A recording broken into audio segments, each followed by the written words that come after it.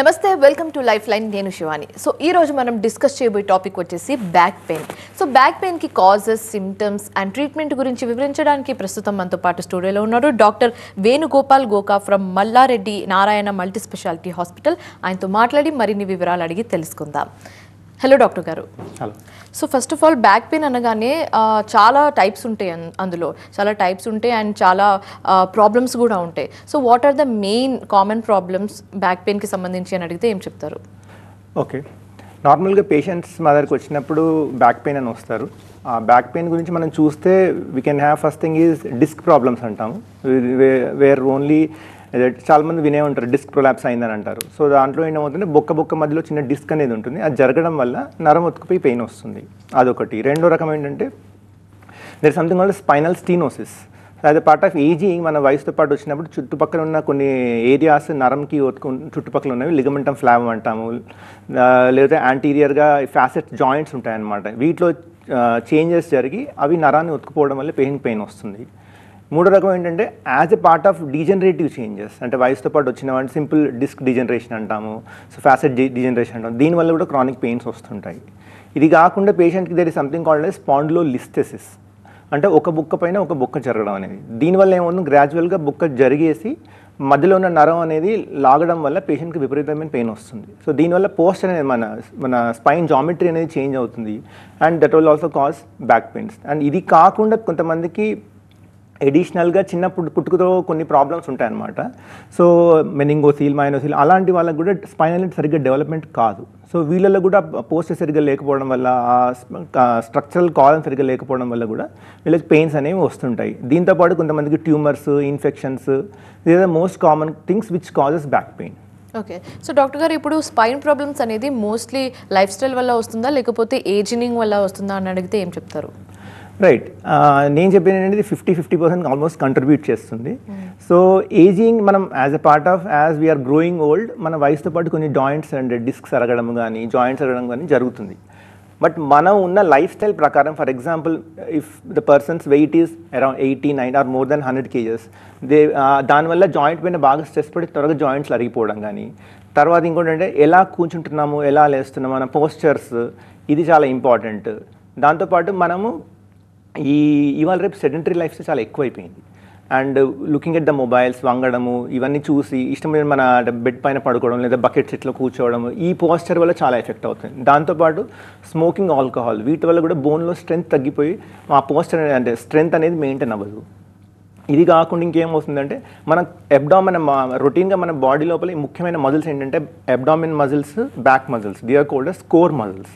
ఈ core muscles ఎప్పుడైతే మనం స్ట్రెంథెన్ చేయకపోతే మన స్పైన్ అనే దాని మీద చాలా స్ట్రెస్ పడి అది వంకర అవ్వడం జరుగుతుంది. సో ఈ కోర్ స్ట్రెంత్ చాలా ముఖ్యమైనది. సో దీంతోపాటు మన యాక్టివిటీగా లైఫ్ స్టైల్, మన రెగ్యులర్ ఎక్సర్సైజ్ ఇవన్నీ చేసుకుంటే మాత్రం చాలా త్వరగా స్పైన్ మీద స్ట్రెస్ పడి తక్కువ స్ట్రెస్ పడి మీకు ఎక్కువ రోజులు without any pain free you can enjoy your life. Okay, so doctor గారు ఇప్పుడు టిపికల్ సిమ్టమ్స్ బ్యాక్ పెయిన్కి రిలేటెడ్ ఏమైనా ఉన్నాయా? యా, వెనెవర్ ఒక పేషెంట్ మా దగ్గరికి బ్యాక్ పెయిన్ అంటే we label it from the మన మెడ నుంచి కింద వరకు అంటాము. We divide into 4 parts: cervical spine, thoracic, lumbar, sacral spine. The most కామన్గా మన దగ్గరికి వచ్చే వాళ్ళు ఈ ఎక్కడైతే మన మెడలో నొప్పి అని వస్తారు, లేదంటే నడుము నొప్పి అని వస్తారు. ఎందుకంటే అక్కడ ఎక్కువ మూవ్మెంట్ అనేది జరుగుతుంది. So whenever there is any movement there will be wear and tear. So for example మనకు నడుములో వచ్చారనుకోండి, ఈ ముఖ్యమైన సిమ్టమ్స్ ఏముంటాయంటే మన వర్టిబ్రల్ కాలంలో మధ్యలో నరాలు వస్తాయి. ఈ నరాలు ఎక్కడైతే వస్తే అక్కడ దాని పక్కనే డిస్క్ ఉంటుంది. సో డిస్క్ జరగడం వల్ల పేషెంట్కి ఒక మెడ నుంచి కానీ, నడుము నుంచి కానీ, కాళ్ళలోకి కానీ, చేతిలో కానీ విపరీతమైన నొప్పి రావడము, లేదా తిమ్మిరి రావడం జరుగుతుంది. నమ్నెస్ అంటే మన తిమ్మిరి స్పర్శ తగ్గిపోవడము, లేదా కాళ్ళు వీక్నెస్ రావడము, గ్రాడ్యువల్గా ఈ నొప్పి పెరగడము, పేషెంట్ నడవడానికి కష్టం అయిపోవడము. దీంతోపాటు కొంతమందికి యూరిన్ కంట్రోల్, మోషన్ కంట్రోల్ తెలియకపోవడము, లేదంటే సడన్గా యూరిన్ ఆగిపోవడము. So and continuous back pain, రాత్రిపూట పడుకున్నా ఇంకా నొప్పి పెరగడము, లేదా కొంతమంది దీంతో అసోసియేటెడ్ ఫీవర్ వస్తుంటుంది, ఇన్ఫెక్షన్ అంటే అలాంటి వాళ్ళకి ఇన్ఫెక్షన్ సస్పెక్ట్ చేస్తాం. సో ఇవన్నీ యూజువల్గా అసోసియేటెడ్ సిమ్టమ్స్ ఉంటాయి. ఓకే, సో మెయిన్ కాజెస్ ఏమై ఉండొచ్చు అంటారు? లైఫ్ స్టైల్ కాకుండా ఇంకా సిట్టింగ్ పొజిషన్స్తో వల్ల కూడా ఎక్కువ బ్యాక్ పెయిన్ వచ్చే ఛాన్సెస్ ఉంటుందా?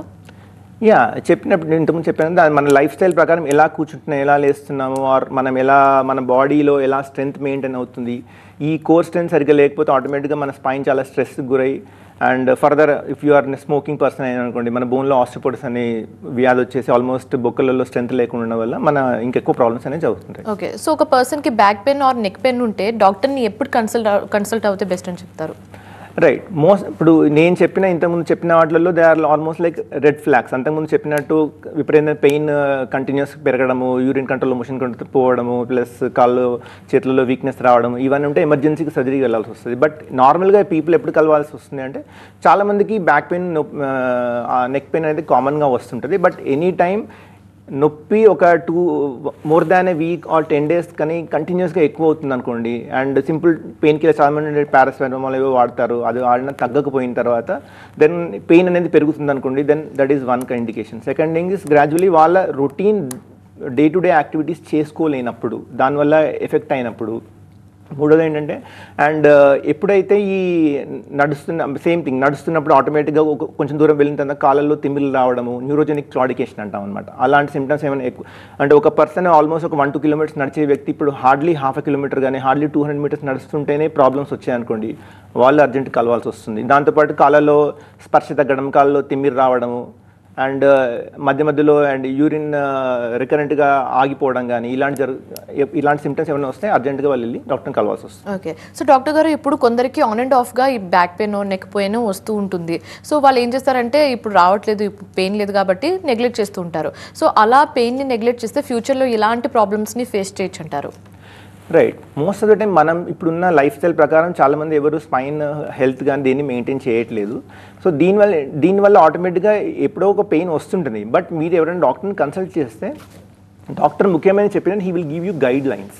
సో దట్ ఆ గైడ్ లైన్స్ ప్రకారం మీరు చేసుకుంటే మీకు అనవసరంగా స్పైన్ హెల్త్ మెయింటైన్ అవుతుంది, దాన్ని అనవసరంగా డ్యామేజ్ కాకుండా ఆపగలుగుతారు. సో ఇట్ ఈస్ అంటే డాక్టర్కి వెళ్ళడం వల్ల ఏదో సర్జరీ చేయాలని కాకుండా, బట్ డాక్టర్కి వెళ్తే ఏమేం జాగ్రత్తలు తీసుకోవాలో తెలుస్తుంది. దానివల్ల ఫ్యూచర్ అనేది అంటే ఫర్దర్ సర్జరీకి పోయే ఛాన్సెస్ అనవసరం చాలా తగ్గుతాయి అనమాట. If it the degenerative condition అంటే సింపుల్గా వయసుతో పాటు వచ్చేవి ఇవన్నీ యాజ్ ఇంతకుముందు చెప్పినట్టు అవి తగ్గించుకుంటే మీకు ఆటోమేటిక్గా ఎక్కువ రోజులు you can enjoy your own spine health at the same time pain ఫ్రీగా ఉండగలుగుతారు. ఓకే, సో బ్యాక్ పెయిన్ ఉన్న వాళ్ళందరికీ సర్జరీ ఇంపార్టెంట్ అనే రూల్ అయితే లేదు, కానీ ఎవరెవరికి మీరు సర్జరీ అనేది సజెస్ట్ చేస్తూ ఉంటారు? రైట్, డెఫినెట్గా కొంతమంది వచ్చిన అందరికీ మేము సర్జరీ చెప్పము. మేము వచ్చిన దాంట్లో మేము ఇఫ్ ఈ క్యాలిక్యులేట్ రఫ్లీ ఒక 20 to 25% మందికి సర్జరీ చేస్తాము, అందరికీ చెయ్యము. దాంట్లో పేషెంట్కి వచ్చినప్పుడు మేము అబ్జర్వ్ చేసేది ఏంటంటే వాళ్ళు ఎలాంటి లైఫ్ స్టైల్ లీడ్ చేస్తున్నారు, వాళ్ళ యాక్టివిటీ ఏంటి, and what kind of job they are doing. So ఒక పర్సన్ ఇనిషియల్గా ప్రాబ్లం ఉంది, దాని తర్వాత మందులు వాడినా కూడా ద పీపుల్ హు హ్యావ్ అంటే కన్జర్వేటివ్ మేనేజ్మెంట్ అంటాం. First without the people surgery చేసే ముందు ఫస్ట్ మందులు, ఫిజియోథెరపీ కొన్ని ట్రై చేస్తాం. ఇవన్నీ ట్రై చేసిన తర్వాత కూడా ఫెయిల్ అయితే అప్పుడు వాళ్ళకి సర్జరీ చేస్తాం. That is for the discs. Second thing, కొంతమందికి బొక్క మీద బొక్క జరుగుతుంది, లిస్థెసిస్ అంటాం అనమాట. ఇలాంటి జరిగిన వల్ల గ్రాడ్యువల్గా మనం ఎంత రోజులు మనం ఫిజియోథెరపీ మందులు ఇచ్చినా కూడా జరగదు, ఎందుకంటే బొక్క లోపల గ్రాప్ ఆర్ ఫ్రాక్చర్ అనేది ఉంటుందన్నమాట పార్స్ దగ్గర. సో అలాంటి వాళ్ళకి సర్జరీ చేయాల్సి వస్తుంది. బట్ ఈ టైం 2 years 3 yearsలో వాళ్ళకు ఓవర్ పీరియడ్ ఆఫ్ టైం పేషెంట్కి అర్థమవుతుంది ఇది నాకు మెడిసిన్స్ ఇచ్చిన ఫిజియోథెరపీ తోటి కూడా అవ్వట్లేదు, కాబట్టి ఈ లిస్థెసిస్ అనే వాళ్ళకి చేస్తాం. ఇంకొక మందికి స్కోలియోసిస్ అంటాం, అంటే స్పైన్ డిఫార్మిటీ, గూని అని వినే ఉంటారు. ఆ గూని ఉన్న వాళ్ళకి కూడా దానికి అలా ఇంకెక్కువ అవుతుంటే దాన్ని గ్రాడ్యువల్గా దానికి కూడా సర్జరీ చేయాల్సి వస్తుంటుంది. కొంతమందికి ఇన్ఫెక్షన్ కానీ లోపల ట్యూమర్స్ కానీ అలాంటివి వచ్చినప్పుడు మాత్రం వాళ్ళకి డెఫినెట్గా సర్జరీ చేస్తాం. ఓకే, సో డాక్టర్ గారు ఇప్పుడు బ్యాక్ పెయిన్ లేదా నెక్ పెయిన్ అనేది రివర్సిబుల్గా క్యూర్ చేసుకోవచ్చు అంటారా? రైట్, మనము దాంట్లో ఉన్న వయసుతో పాటు అంటే యంగ్ పేషెంట్స్లో అయితే most of time they are reversible. But మనం ఒక ఏజ్ క్రాస్ అయిపోయింది ఏమంటే we will start losing water in the disc. So దానివల్ల ఏమవుతుందంటే మన స్పైన్లో ఎలాస్టిసిటీ అనేది తగ్గిపోతుంది. ఈ తగ్గిపోవడం వల్ల గ్రాడ్యువల్ అప్పుడు మనం ఏం చేయాలంటే బ్యాక్ ఆఫ్ ద మజిల్స్ కానీ సైడ్ మజిల్స్ నెక్లో కానీ బ్యాక్లో కానీ ఆ మజిల్స్ కనుక స్ట్రెంథెన్ చేసుకుంటే ఈ జాయింట్స్కి బాగా సపోర్ట్ వచ్చి మనం దానికి సపోర్ట్ ఇవ్వడం వల్ల దాని మీద జాయింట్స్ పైన స్ట్రెస్ తగ్గి మనకు పెయిన్ ఫ్రీ అనేది ఉంటుందన్నమాట. సో మన చిన్నప్పటి నుంచి పిల్లలకు కానీ ఈవెన్ అడల్ట్స్ కానీ ఇవాళ ఎవరికి we're not teaching them proper body posture and health ఎవరికి నేర్పించట్లేదు మనం. సో ఈ డాక్టర్కి తీసుకెళ్ళి ఒకటి చూపించేస్తే they know how to sit, how to stand, how not to use the mobile, ఎలా చేయాలి, ఈవెన్ కంప్యూటర్ ఉంటే ఒకవేళ ఐ లెవెల్లో పెట్టుకోవాలి, ఇవన్నీ జాగ్రత్తలు తీసుకుంటే మోస్ట్ ఆఫ్ ద ప్రాబ్లమ్స్ ఆదిలోనే మనం తగ్గించుకోవచ్చు. ఇవిగా చేయకపోతే మాత్రం ఇర్రివర్సిబుల్గా వెళ్ళిపోయినట్టు జాయింట్ అనవసరంగా వంకర అరిగిపోయింది అనుకోండి, దాన్ని మనం వెనక్కి తీసుకురాలేము. అలాంటి వాళ్ళకి కొంచెం it will be difficult. Okay. So doctor గారు ఇప్పుడు ఫిట్ ఉండాలని లేకపోతే బాడీ పోస్చర్ పర్ఫెక్ట్గా ఉండాలని హెవీ లిఫ్టింగ్ అనేది చేస్తూ ఉంటారు కొందరు. సో అది కొన్నిసార్లు ఏమవుతుందంటే ఓవర్ వెయిట్ లిఫ్ట్ చేయడం వల్ల బ్యాక్ బోన్ కంప్రెస్ అయిపోవడం లేకపోతే క్రాక్ రావడం సంథింగ్ ఇలా అవుతుంది, బల్జ్ అయిపోవడం. సో ఎంతవరకు చేస్తే సేఫ్ అని మీరు అంటారు? రైట్. దీని బేసిక్గా మనం బాడీ పోస్చర్కి అండ్ వాళ్ళ షేప్ బట్టి డిసైడ్ చేస్తాం. మన చాలామంది మా దగ్గరకు వచ్చే కొంతమంది పేషెంట్స్ ఇలానే ఉంటారు. కొంతమంది పోలీస్ ట్రైనింగ్ వాళ్ళకి వెళ్ళే వాళ్ళకి విపరీతంగా ఒకటే రోజు ఒక 10 కిలోమీటర్ 20 కిలోమీటర్ ఉరికించడము, లాంగ్ జంప్ చేయించడము జరుగుతుంది. అలాంటి వాళ్ళు మన దగ్గర వస్తారు. కొంతమంది జిమ్కి వెళ్ళి వాడు 30 కేజీ ఎత్తున్నాడు, మీరు 40 కేజీ ఎత్తాలని వాడు ఎవరైనా చేసుకుంటే వాడు ఎత్తుంటాడు. సో ఇక్కడ ఏంటంటే మెయిన్గా it is not like how much weight you are lifting and మీ బాడీ వెయిట్ ప్రకారం మీ పోస్చర్ ప్రకారం మీరు ఒక ట్రైనర్ మంచి ట్రైనర్ ఉంటే అలానే పెట్టుకొని గ్రాడ్యువల్గా మీరు సింపుల్గా లిటిల్ అంటే మీరు మజిల్స్ దేనికి ఎక్సర్సైజ్ చేస్తున్నారు, మీకు టోనింగ్ అప్కా లేదంటే మీరు బాడీ బిల్డింగ్కా లేదంటే మీకు ప్లాన్ ఉంటే దాని ప్రకారం గ్రాడ్యువల్గా చేసుకుంటూ వెళ్ళి ఒకటే రోజులో అయ్యేది కాదు ఇది. సో స్లో అండ్ స్టడీగా చేసుకుంటున్న కొద్దీ యువర్ మజిల్ మాస్ అనేది పెరుగుతుంది. దాన్ని బట్టి మీరు కొంచెం వెయిట్ ఎక్కువ లిఫ్ట్ చేయాలన్నా కూడా మీ బాడీకి అంటే ఈజీగా అవుతుంది. లేకుంటే ఏమవుతుందో ఆటోమేటిక్గా మీకు స్పైన్ పైన కానీ మెడ పైన కానీ నడుము పైన కానీ బాగా స్ట్రెస్ పడి ఒకసారి డిస్క్ బయటకు వస్తే అది మళ్ళీ లోపలికి వెళ్ళదు. సో కాబట్టి ఒకసారి డిస్క్ బయటకు వచ్చేస్తే that will cause more pain. దానివల్ల మళ్ళీ మీరు జిమ్కి వెళ్ళకపోవడం కూడా జరుగుతుంది అండ్ మీ బాడీ లైఫ్ స్టైల్ అంటే యూ కెన్ నాట్ వాక్ నడవలేకపోవడము జరుగుతుంది, మీ వెయిట్ పెరగచ్చు, దానివల్ల అడిషనల్ ప్రాబ్లమ్స్ అన్నీ యాడ్ అవుతుంటాయి. సో మీరు ఒకవేళ జిమ్కి వెళ్ళాలన్న ఎక్సర్సైజ్ అయినా ఒక ముందు ఇనిషియల్ ట్రైనర్ పెట్టుకుని ప్రాపర్గా చేసుకుంటేనే బెటర్. ఓకే. సో చాలా కేర్ఫుల్గా ఉండాలంటారు. డాక్టర్ గారు ఇప్పుడు సర్జరీ విషయానికి వస్తే సర్జరీలో ఎన్ని టైప్స్ ఉంటాయి? యా స్పైన్ సర్జరీలో మనం ముఖ్యంగా చూసుకుంటే వీ కెన్ క్లాసిఫై అంటే 5-6 టైప్స్. దాంట్లో ఒకటి మనం డిస్కెక్టమీ, సింపుల్గా డిస్కెక్టమీ అంటాం. ఎప్పుడైతే డిస్క్ అనేది బయటకు వస్తే దాన్ని కట్ చేసి తీసేయడము. తర్వాత సంథింగ్ లామినా వెనక పార్ట్ ఆఫ్ ద స్పైన్ మన థీకల్ సాక్ అంటాం, దాని దగ్గర ఉన్నదాన్ని లామినెక్టమీ అంటాం. సో ఇది కాకుండా స్పైనల్ ఫ్యూజన్, ఎప్పుడైతే మన బోన్స్ కనుక డీజనరేటివ్ చేంజెస్ వచ్చేది, లూజ్ అయిపోవడం కానీ లేకపోతే దానివల్ల పక్కన జాయింట్స్ వల్ల నరం ఉతుకుపోవడం కానీ అలాంటి స్పైనల్ ఫ్యూజన్ అని చేస్తాం. ఇది కాకుండా కొంతమందికి సర్వైకల్ డిస్క్ కానీ లంబర్ డిస్క్ కానీ కంప్లీట్ ఓన్లీ డిస్క్ డ్యామేజ్ అయ్యి యంగ్ పేషెంట్ అవుతే with something called artificial disc replacement. So ఇది కూడా చేస్తాము. And there is something called as cervical there is something called scoliosis. దీనికి కూడా స్పైనల్ డిఫార్మిటీ అంటాం. ఈ డిఫార్మిటీస్ కూడా వచ్చినప్పుడు మనం సర్జరీస్ అనేది చేస్తుంటాం. బట్ వీటితో పాటు ఇవైతే ఏవో చెప్పాము దీంట్లోనే ఇప్పుడు మనం కొత్తగా మినిమల్ ఇన్వేజివ్ కొన్ని కొత్తగా టెక్నిక్స్ వచ్చాయి, వాటితోనే ఇవి కూడా సర్జరీస్ కూడా చేయొచ్చు అనమాట. ఓకే. సో డాక్టర్ గారు ఇప్పుడు బ్యాక్ పెయిన్ సర్జరీ అనగానే చాలామంది హోప్స్ వదులుకుంటుంటారు, చాలా భయపడి అంటే భయంతో హోప్స్ వదులుకుంటారు. సో వాళ్ళ గురించి ఏం చెప్పాలనుకుంటున్నారు? బ్యాక్ పెయిన్ సర్జరీ ఇంకా ఒక రిస్క్ సర్జరీలా కన్సిడర్ చేస్తున్నారా? రైట్. యా ఇవాళ ఫస్ట్ థింగ్ మా పేషెంట్ అందరూ వచ్చి అడిగేది క్వశ్చన్, సార్ ఆపరేషన్ అయిన తర్వాత మేము నడగలుగుతామా, అలానే కాళ్ళు కానీ చెల్లు కానీ పడిపోతాయా, ఎలా మేము అంతకి చేయించుకోము అంటారు. సో వాళ్ళకి చెప్పేది ఏంటంటే ముఖ్యంగా సర్జరీ అనేది ఇట్ ఈస్ నాట్ అంటే అందరికీ అవసరం లేదు, బట్ కొంతమందికి మాత్రం ఎవరికైతే చేయాలో వాళ్ళకి చేయించుకోవడం మంచిది. ఎందుకంటే వాళ్ళ లైఫ్ స్టైల్ అనేది ఇంప్రూవ్మెంట్ వస్తుంది. చాలా ఇప్పుడున్న కండిషన్ చాలా టెక్నాలజీ చాలా ఇంప్రూవ్మెంట్ వచ్చింది. అండ్ ముఖ్యంగా మనం చూసుకునేది అంటే రిస్క్ అనేది మనం 3 రకాలుగా చూస్తాం. ఒకటి పేషెంట్ కండిషన్. ఫర్ ఎగ్జాంపుల్ పేషెంట్కి మల్టిపుల్ రిస్క్ ఫ్యాక్టర్స్ అంటే బైపాస్ అవ్వడం, లేదా గుండెలో స్టెంట్స్ పడడం కానీ, లేకపోతే వాళ్ళ కిడ్నీ ప్రాబ్లం కానీ, లేదా అన్కంట్రోల్ డయాబెటీస్, హైపర్టెన్షన్, దీనివల్ల పేషెంట్ వైపు నుంచి రిస్క్ ఫ్యాక్టర్స్. రెండోది మేము వాడే technology, there some new technology ప్రకారం వాడేది. మూడోది సర్జన్స్ ఎక్స్పీరియన్స్. యూజువల్గా ఈ 3 కలుపుకుంటేనే పేషెంట్ రిస్క్ అనేది వస్తుంది అనమాట, are surgical risk.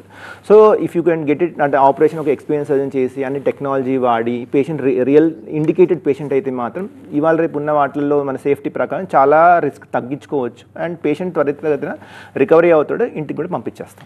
Okay. So doctor గారు మినిమల్లీ ఇన్వేజివ్ స్పైన్ సర్జరీ అంటే ఏంటి? ఈ మధ్య కాలంలో చాలా రెగ్యులర్గా వింటున్నాం ఈ వర్డ్ అనేది. అండ్ ఇది ట్రెడిషనల్ సర్జరీ కంటే ఎలా డిఫరెంట్గా ఉంటుందని అడిగితే ఏం చెప్తారు? Okay right. Minimal invasive surgery అంటే ఏం లేదు, ముఖ్యంగా పాతకాలంలో మనం డిస్క్ చేయాలన్నా లేదా లామినెక్టమీ చేయాలన్నా మొత్తం మనం చర్మము కింద కండరాలు దాని తర్వాత మనకు బొక్క వస్తుంది అనమాట. ఇవన్నీ కట్ చేసి వాటిని అంతా ఓపెన్ చేసి చూస్తేనే అప్పుడు మనము దాన్ని అక్కడ ఉన్న ప్రాబ్లమ్ని సాల్వ్ చేయగలిగే వాళ్ళం. సో ఇప్పుడున్న మినిమల్ ఇన్వేజివ్ సర్జరీలో ముఖ్యంగా ఏంటంటే మనము స్టార్టింగ్ నుంచి ఎండింగ్, ఫర్ ఎగ్జాంపుల్ కోత ఇన్సిషన్ సైజ్ కానీ, తర్వాత అమౌంట్ ఆఫ్ బ్లడ్ లాస్, ఇంకా muscle damage, and patient recovery కానీ, తర్వాత ఎనస్థీషియా అమౌంట్ ఆఫ్ టైం కానీ, సో ఇవి ఏవి చూసుకున్నా కూడా పాత ట్రెడిషనల్ సర్జరీ కంటే చాలా తక్కువ సమయంలోనే మనం ఈ ఆపరేషన్ అనేది చేయగలుగుతాం. So incision will be small, రఫ్లీ కొన్ని ఇదివరకు ఒక మినిమం 5-6 సెంటీమీటర్స్ ఇంకెక్కువ చేసేదాన్ని ఆల్మోస్ట్ ఇప్పుడు 1 సెంటీమీటర్లోనే చేయగలుగుతాము. బ్లడ్ ఆటోమేటిక్గా ఓపెనింగ్ తక్కువ ఉంటుంది కాబట్టి క్లోజర్ టైం తక్కువ ఉంటుంది, సో ఎనస్థీషియా టైం తక్కువ ఉంటుంది, బ్లడ్ లాస్ తక్కువ ఉంటుంది, మజిల్ డ్యామేజ్ తక్కువ ఉంటుంది. సో దీనివల్ల పేషెంట్ పోస్ట్ ఆపరేటివ్ పెయిన్ అనేది చాలా తక్కువ ఉంటుంది అండ్ పేషెంట్ త్వరితగతిన లేస్తాడు and with in a day or 2 we can discharge these patients. So దీనివల్ల పేషెంట్ హాస్పిటలైజ్ టైం తక్కువ ఉంటుంది and recovery and patient comfort ఎక్కువ ఉంటుంది. సో అందు గురించే మినిమల్ ఇన్వేజివ్స్ అనేది ఈ మధ్య చాలా కాలంలో చేస్తున్నాం కూడా. ఓకే, సో డాక్టర్ గారు ఇప్పుడు ఈ పోస్ట్ సర్జరీ ఎలాంటి జాగ్రత్తలు తీసుకుంటే మంచిదని చెప్తారు? రైట్, మోస్ట్ ఆఫ్ టైం ఈ పోస్ట్ సర్జికల్ జాగ్రత్తలు ఏంటంటే పేషెంట్ ఏ ప్రాబ్లమ్ తోటి వచ్చాడో దాన్ని బట్టి డిసైడ్ అవుతుంది. ఇది సింపుల్ డిస్కెక్టమీ అనుకుంటే మనం నెక్స్ట్ డే లేపి నడిపించేస్తాం. మోస్ట్ ఆఫ్ ద టైం ఇవాళ రేపు ఏ సర్జరీ అయినా కూడా within a day or 2 చాలా మంది లేపి నడిపించి we will make them go home by walking only. But కొంతమందికి ఏంటంటే స్పైనల్ ఫ్యూజన్, మల్టిపుల్ లెవెల్స్ లేదా స్పైనల్ మన డిఫార్మిటీ కరెక్షన్ ఇలాంటి చేసిన వాళ్ళకి రఫ్లీ they will take around week or 2 weeks time.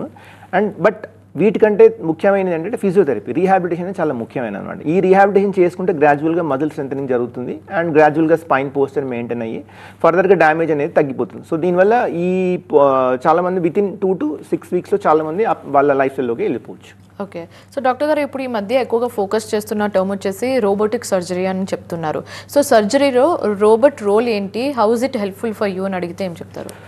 Right, yeah, robotic surgery ఇవాళ ఏంటంటే ఇప్పుడు నవడేస్ ఈ రోబోట్ రావడం వల్ల ఏంటంటే మనకు ప్రెసిషన్ అనేది పెరుగుతుంది అండ్ కోత సైజ్ తగ్గిపోతుంది. So for example there something called as robotic assisted pedicle screw placement అంటాం. సో దీనివల్ల ఏమవుతుందంటే రోబోట్కి మనం ముందు గైడ్లైన్స్ ఇవ్వగానే అది ఆటోమేటిక్గా ఎక్కడికైతే వెళ్ళి స్క్రూ వేయాలో ఆ ప్లేషన్ వచ్చి ఆగుతుంది. సో ఇమీడియట్గా ఆ పొజిషన్లోనే ఒక చిన్న కోత పెట్టి అందులోంచి మనం రాడ్స్ వేయడం జరుగుతుంది. సో దీనివల్ల ఎవరికైతే ఒక మల్టిపుల్ స్క్రూస్ వేయాల్సి వస్తుంది, ఫర్ ఎగ్జాంపుల్ స్పైన్ డిఫార్మిటీ ఉన్న వాళ్ళకి లేదా గూని కరెక్షన్ స్కోలియోస్ అనే సర్జరీ టైంలో కానీ డీప్ L4, L5 ఫిక్సేషన్ చేయాలన్నప్పుడు కానీ వీటిలో మనం వాడితే within the span of 10 to 15 minutes or 20 minutes మనం 4 స్క్రూస్ వేయడం జరుగుతుంది. సో దీనివల్ల మన surgical precision and incision time తగ్గుతుంది. బట్ ఈ మెయిన్ అంటే ఈ మధ్య వచ్చిన technology and but they will be little costly because the machines ఇవన్నీ కొంచెం కాస్ట్లీ ఉంటాయి. బట్ ఇవాళ రేపు ఆల్మోస్ట్ ఈవెన్ నీస్కి అయినా కానీ అబ్డామిన్లో కానీ అన్ని రోబోటిక్ సర్జరీస్ చేయడం వల్ల పేషెంట్కి ప్రెసిషన్ అండ్ ఫాస్ట్గా రికవర్ అవ్వడం వల్ల మనం ఈ రోబోటిక్స్ అనేది వాడుతున్నాం అనమాట. ఓకే, సో డాక్టర్ గారు నాకు తెలిసి మోస్ట్లీ సర్జరీకి వచ్చిన వాళ్ళు సెకండ్ క్వశ్చన్ ఫస్ట్ భయపడుతూ ఉంటారు, సెకండ్ అడిగే క్వశ్చన్ ఏమైనా ఉంటుందంటే రికవరీ టైం ఎంతవరకు ఉంటుందని అడుగుతూ ఉంటారేమో. సో రికవరీ టైం విషయానికి వస్తే ఎన్ని రోజులు పడుతుంది? యా, చెప్పినట్టు మామూలుగా అయితే మనము ఒక నార్మల్గా మనం ఏం చేస్తామంటే ఒక ఫర్ ఎగ్జాంపుల్ డిస్క్ సర్జరీ చేసామనుకోండి, మనము డిస్క్ సర్జరీ చేస్తే then within the span of ఒక 2-3 daysలో ఆయన లేచి నడుచుకొని వెళ్ళిపోవడం జరుగుతుంది. వేరే if you are doing it for fixation అనుకోండి, వాళ్ళు within the span of 1 week to 10 days వాళ్ళ మామూలుగా ఇంట్లో పనులను చేసుకోవచ్చు. After they can go to their desk jobs by the time of around 2 to 6 weeks మధ్యలో depending on their previous risk factors దాని వల్ల వెళ్ళిపోతుంది. సో చాలా మంది around 2 to 4 weeks or within span of 1 monthలో వెళ్ళిపోవచ్చు. ఓకే, సో డాక్టర్ గారు ఇప్పుడు మల్లారెడ్డి నారాయణ మల్టీ స్పెషాలిటీ హాస్పిటల్లో ఎలాంటి అడ్వాన్స్ టెక్నాలజీస్ని మీరు యూస్ చేస్తున్నారు? రైట్, నౌ మా దగ్గర ఉన్న వాటిలో ఏంటంటే we have a high end microscope ఉంది, లైకా మైక్రోస్కోప్ అనేది. దాంతోపాటు we have something called along with that we have endoscope for the endoscopic discectomies, endoscopic spinal stenosis surgeries ki. దాంతోపాటు we are getting there is a navigation which ఈ navigation వల్ల ఎక్కడ exact అది ఒక మన జీపీఎస్ లా ఉంటుంది. ఇది ఎక్కడ ఎలాంటి మనం లోపలికి వెళ్ళి ఏ పొజిషన్లో మొత్తం ఓపెన్ చేయకుండా హెల్ప్ చేయడం అనేది చాలా జరుగుతుంది. So navigation, microscope, intraoperative neuro monitor, రీసెంట్గా ఒక అమ్మాయికి ఆపరేషన్ చేసాము. సో ఇంట్రాపరేటివ్ న్యూరో మానిటరింగ్ ఉంటే పేషెంట్కి ఆపరేషన్ సమయంలో మనం పెరాలసిస్ రాకుండా ఎలాంటి జాగ్రత్తలు తీసుకోవచ్చు అనేది మన సర్జరీ టైంలో జరుగుతుంది. సో ఈ ముఖ్యంగా microscope, navigation, intraoperative neuro monitoring and new endoscopic technology, so వీటి వల్ల ఇవన్నీ వాడి మేము చాలామంది పేషెంట్కి హెల్ప్ చేసాము. ఆపరేషన్ కూడా జరుగుతున్నాయి and patients are happy. Okay, so ఎలాంటి లైఫ్ స్టైల్ని, ఎలాంటి ఫుడ్ హ్యాబిట్స్ని ఫాలో అయితే మంచిదని చెప్తారు? రైట్. లైఫ్ స్టైల్లో ముఖ్యంగా మనం చూసుకునేది ఏంటంటే ఎలా కూర్చోవాలి అండ్ మనము మన బాడీని ఎలా స్పైన్లా పోస్చర్ మెయింటైన్ చేయాలి. ఫర్ ఎగ్జాంపుల్ చాలామంది ఇప్పుడు సాఫ్ట్వేర్ ఇంజనీర్స్ ఉంటారు అనుకోండి, they will usually have to use little back support chairs, arm support, ఈ neck posture maintaining and they have to look into the మన కంప్యూటర్ స్క్రీన్ కూడా eye level వరకు maintain పెట్టుకోవడము and రెగ్యులర్గా core strength అని maintain చేసుకోవడము and avoid smoking and alcohol, do regular exercise. ఇవన్నీ చేసుకుంటే చాలా మటుకు చాలా స్పైన్ ప్రాబ్లమ్స్ మనం తగ్గించుకోవచ్చు. ఓకే. సో డాక్టర్ గారు ఇప్పుడు స్పైన్ సర్జరీ అంటే చాలా మందికి ఒక ఫోబియా ఉంటుంది. బ్లీడింగ్ ఉంటుందా, లేకపోతే కట్స్ ఉంటాయా, పోస్ట్ సర్జరీ ఎప్పుడు నడుస్తాను, అసలు నడుస్తున్నా లేదా, సైడ్ ఎఫెక్ట్స్ అనేది ఇలా వాళ్ళకు భయం ఉంటుంది. సో వాళ్ళ గురించి మీరు ఏం చెప్పాలనుకుంటున్నారు? What message do you want to convey them? Right. Spine surgery అంటే చాలామంది భయపడాల్సిన అవసరం లేదు. నేను చెప్పేది ఏంటంటే ఎవరికైతే వచ్చిన పేషెంట్ అది ముందే చెప్పినట్టు వచ్చిన వాళ్ళందరికీ సర్జరీ చేయము, బట్ ఎవరికైతే అవసరమో వాళ్ళు చేయించుకోవాల్సి వస్తుంది. ఎందుకంటే అలా వదిలేస్తే ఏమవుతుంటే గ్రాడ్యువల్గా మీరు ఎక్కువ రోజులు బాధపడుతూ ఉంటారు. నరం ఒత్తుకుపోవడం వల్ల గ్రాడ్యువల్గా కాలు చెయ్యి పారాలసిస్ వచ్చి యూరిన్ కంట్రోల్, మోషన్ కంట్రోల్ పోవడం జరుగుతుంది. సో ఎవరికైతే ఇండికేషన్ ఉందో ఎక్స్పీరియన్స్ సర్జన్ తోటి టెక్నాలజీ వాడుతున్న ప్లేస్లో వెళ్ళి మీరు అక్కడ ఉన్న టెక్నాలజీతో మాట్లాడుకుని డాక్టర్తో కనుక రెగ్యులర్ క్లియర్ కట్గా మాట్లాడుకుని అర్థం చేసుకుంటే చాలామందికి ఆ అపోహలు ఏవైతే ఉన్నాయో పోతాయి అండ్ సర్జరీ స్మూత్గా అయిపోతుంది. అండ్ అందరికీ సర్జరీ ముందు చెప్పినట్టు ఆ సర్జరీ అందరికీ అవసరం లేదు, కానీ మీ డాక్టర్ దగ్గరికి వెళ్ళడం వల్ల మీకు ఒక ప్రాపర్ గైడ్ లైన్స్ అనేవి తెలుస్తాయి, ఎలాంటి జాగ్రత్తలు తీసుకోవచ్చు. సో దీనివల్ల మీకు ఒక క్లారిటీ వస్తుంది, you will be more happy. ఇవన్నీ తెలుసుకోవడం వల్ల మీరు ఒకరే కాకుండా మీ ఫ్యామిలీ అందరికీ, మీ పిల్లలందరికీ కూడా మీరు ఈ guidelines or whatever ఈ ఎలా కూర్చోవాలి, ఈ పోస్ట్ అండ్ మెయింటైనింగ్ ఇవన్నీ చెప్తారు. సో దీనివల్ల at least for the next generation, మీ పిల్లలకు కానీ ఫర్దర్ నెక్స్ట్ జనరేషన్కి ఈ ఐడియాస్ ఇవ్వడం వల్ల they will be in a better position. ఎందుకంటే ఇవాళ మనం చూస్తున్నాం అందరు మొబైల్స్ తోటే అలవాటు అయ్యారు, అందరు పడుకొని లేస్తున్నారు, they are using your neck కానీ స్పైన్ కానీ, nobody is taking care of the, అంటే ఎవరు చూసుకోవట్లేదు. సో అట్లీస్ట్ మీ ఫ్యామిలీని మీరు ట్రైన్ చేసుకుంటే కానీ at least they will be in a better condition. కానీ most of the spine problems are because of the your ఎలాంటి మీ వయసుతో పాటు వచ్చేవి. కాబట్టి వీటిని కంట్రోల్లో పెట్టుకుంటే మీరు ఉన్న లైఫ్ స్టైల్ని మీ ఉన్న లైఫ్లో మీ ఉన్న స్పైన్ ఎంజాయ్ చేసుకోగలుగుతారు. ఓకే. సో డాక్టర్ గారు ఏమైనా క్వైరీస్ ఉన్నా, లేకపోతే ఏమైనా సర్జరీకి సంబంధించి ఏమైనా డీటెయిల్స్ తెలుసుకోవాలన్నా మిమ్మల్ని ఎలా అప్రోచ్ అవ్వాలంటున్నారు? నేను ప్రస్తుతానికి డాక్టర్ మన మల్లారెడ్డి హాస్పిటల్లో మల్లారెడ్డి నారాయణ మల్టీ స్పెషాలిటీ హాస్పిటల్లో ఉంటాను. I'm available every day between 9 to 5. So they can come there and they can meet me there. Okay. So doctor గారు బ్యాక్ పెయిన్ గురించి వివరించినందుకు థ్యాంక్ యూ సో మచ్ అండి. Thank you. సో ఇది ఇవాల్టి life line. మరో అంశంతో మళ్ళీ కలుద్దాం. చూస్తూనే ఉండండి TV9.